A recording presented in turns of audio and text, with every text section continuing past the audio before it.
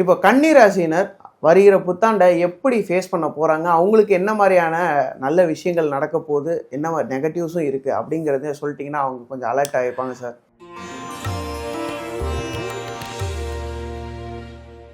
கன்னிராசிக்கு உள்ளபடியே ஒரு நல்ல பலன்கள் கிடைக்கக்கூடிய வருடம் இது அப்படின்னா நாம் சொல்லலாம். முக்கியமாக அந்த 7ஆம் இடத்துல இருக்கக்கூடிய சனி ரொம்ப எல்லாரும் பெருசாக பேசின்னு இருக்கோம்.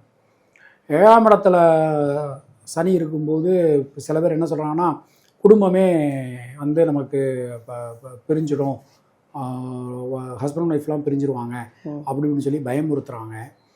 இப்போ ஹஸ்பண்ட் அண்ட் ஒய்ஃப் பிரிகிறாங்க அப்படின்னா அதுக்கு ஒரு பேசிக்கான ஒரு காரணம் யாராவது ஒருத்தர் விட்டு கொடுத்து போகாமல், 2 பேருமே விட்டு கொடுத்து போகாமல் இருப்பாங்க. இல்லை 2 பேருமே ரொம்ப முரண்டு பிடிச்சிட்டு அந்த மாதிரி இருக்கக்கூடிய ஒரு தன்மை இருக்கும்.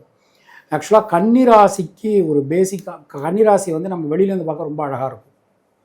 கன்னிராசி பார்த்திங்கன்னா இவங்க கண்டிப்பாக இவங்க எப்படி அழகாக இருக்காங்க, விட்டு கொடுத்து போகிறான்னு நினைப்பாங்க. ஆனால் அவங்க விட்டு கொடுத்து போக மாட்டாங்க.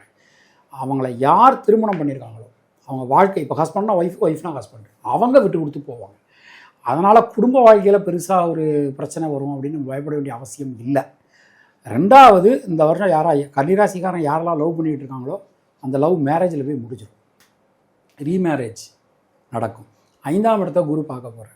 ஸோ கன்னிராசிக்காரன் யாருக்கெல்லாம் குழந்தை இல்லையோ இந்த வருஷம் குழந்தை கண்டிப்பாக கிடைக்கும். எதில் கவனமாக இருக்கணும் ஏன்னா வேலை விஷயங்களில் ரொம்ப கவனமாக இருக்கணும். இவங்களுக்கு இந்த வருஷம் புது வேலைக்கு போக வேண்டிய சூழல்கள் வரலாம். பார்த்துக்கிட்டு இருந்த தொழிலை விட்டுட்டு வேறு தொழிலுக்கு போக வேண்டிய சூழல்கள் வரலாம். இவங்க எதில் ரொம்ப கவனமாக இருக்கணும்னா இந்த பார்ட்னர் விஷயத்தில் கவனமாக இருக்கும். தொழில் பண்ணுறோம்ல, நம்ம பார்ட்னர் கூட கொஞ்சம் கவனமாக இருந்துக்கிறது அவங்களுக்கு நல்லது. பார்ட்னர்னா சக வேலையாட்கள், அதாவது சக ஊழியர்களும் சொல்லலாம், நம்ம மேலிடமும் சொல்லலாம். மீன்வேல் நம்ம தொழில் பண்ணக்கூடிய பார்ட்னரும் நாம் சொல்லலாம். இவங்க வாராகி வழிபாடு பண்ணுறது உங்களுக்கு ரொம்ப ரொம்ப நல்லாயிருக்கும், சிறப்பாகவே இருக்கும்.